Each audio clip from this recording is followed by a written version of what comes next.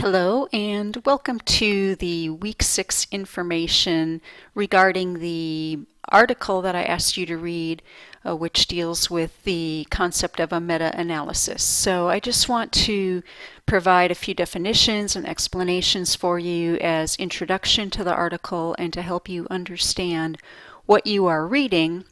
So I think after hearing the explanation that some of the components of the article might make a little bit more sense to you. So here, without further ado, we're going to go ahead and move forward.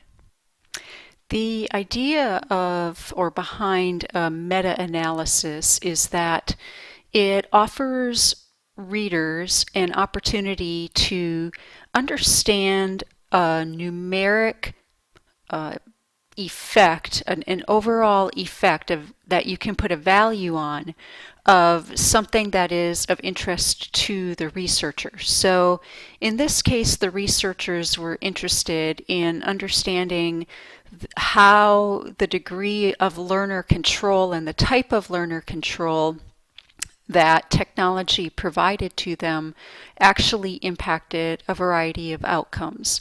So a meta-analysis allows the researchers to define criteria that they choose, meaning what kind of studies are they going to select, what are the parameters? Usually there are search terms that they identify. There might be a minimum sample size that they identify. There might be a date restriction regarding when the articles were published. There might be other criteria. In this case, they indicate that the studies have to be ones that have published at a minimum a score for a treatment group, a score for a control group, and a standard deviation so that a calculation can be made. So a meta-analysis actually then computes what's called an effect size for each of the studies that meet the criteria, and then across all of the studies that meet the criteria, the effect sizes are averaged and a mean is computed and reported. So that would be considered the overall effect of that particular phenomenon.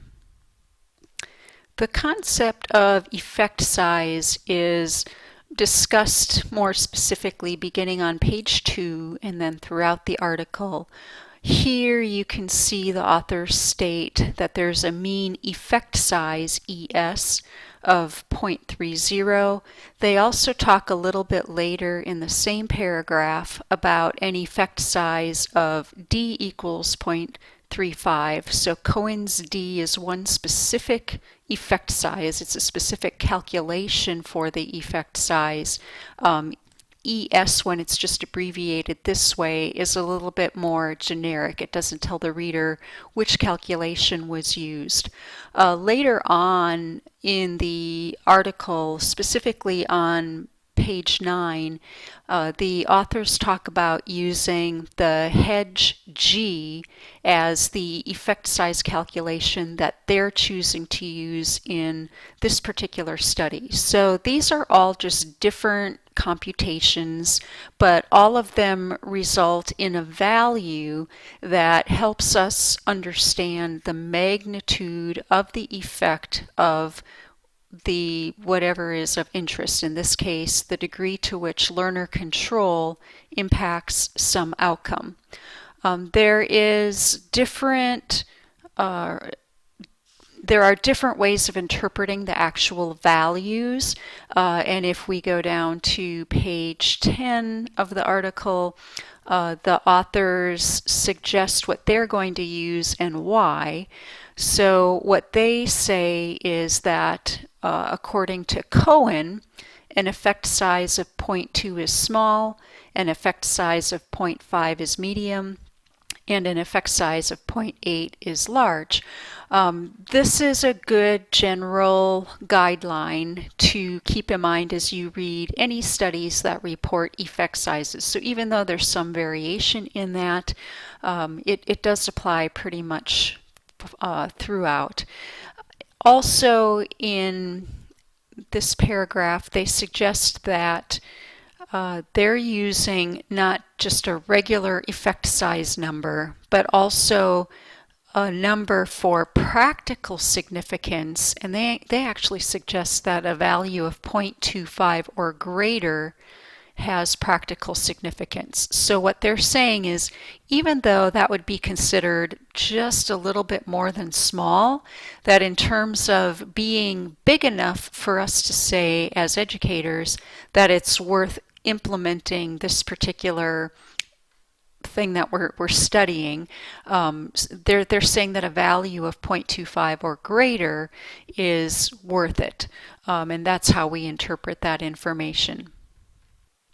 I'm backing up to page 2 where the authors provide their definition of learner control, because that really sets the stage for their meta-analysis.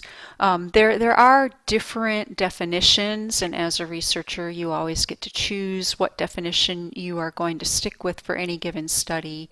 And in this particular study, the authors have decided to go with the definition that learner control is the degree to which students can direct their own learning experiences. So they parse that down into smaller components, which include path, pace, and instructional approach. And then they also look at the curricular level and the age of the students and other factors within that to determine if there are differential effects for learner control that are provided by the technology. The actual research questions of the study are listed on page 4. The first one is, to what extent does incorporating learner control within educational technology impact student outcomes? The second one, what characteristics of instruction, which include all the things in the parentheses here, lead to the highest effects when controlled by the learner? And then lastly, to what extent do study features such as age of learner, setting of instruction, subject of instruction, type of outcome measured, and format of program instruction affect the size of the effect? Beginning on page 5, the authors very carefully and meticulously explain their selection criteria for the studies that they include in the meta-analysis. So they do list their search terms, they do list all the different ways that are all the criteria here, and then all the different ways that they coded the data. And you can see that they funneled things down based on reasons why they elected not to use certain studies that met initial search criteria and so on, until they got the studies that remained. And you see that on, it's basically in table 1, but it takes 2 pages for them to incorporate all of that information. The last thing that I want to draw your attention to is just what some of the labels are at the top of tables, so that you can understand what some of the statistics mean and what they tell you, what is important to know about them. So first of all, the K is just the number of studies that they selected that meet the criteria for all of these subsamples or subgroups that they've defined. And then the median G is the effect size, so we are using the criteria that 0.2 is small, 0.5 is medium, 0.8 is large.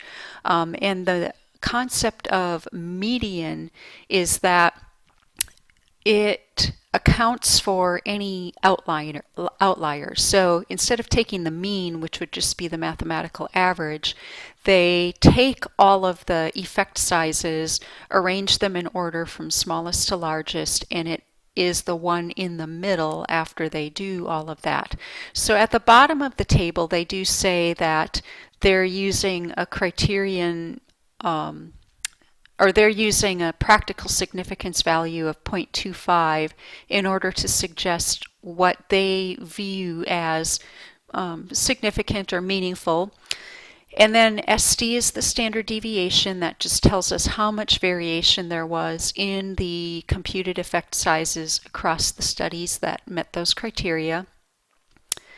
the fail-safe n is a value that it indicates how many additional studies would need to find no effect in order for a medium or a large effect size to go down to a small effect size. And for most of their tables, if we look at the effect size values, the G values, very few of them are above their 0.25 cutoff.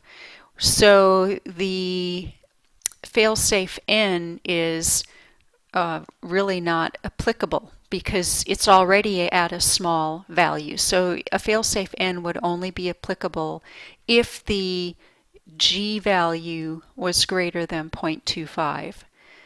The confidence interval is something that tells the reader that the computed value for G, if it falls within, well, the computed G falls within this range, and if this range happens to include 0, then it means that the computed G could happen just by virtue of chance, not by virtue of anything to do with technology or learner control of the technology. So if there's a 0 in this range, as there is in the first one, as there is here, as there is here, then we would say that the value is not statistically significant.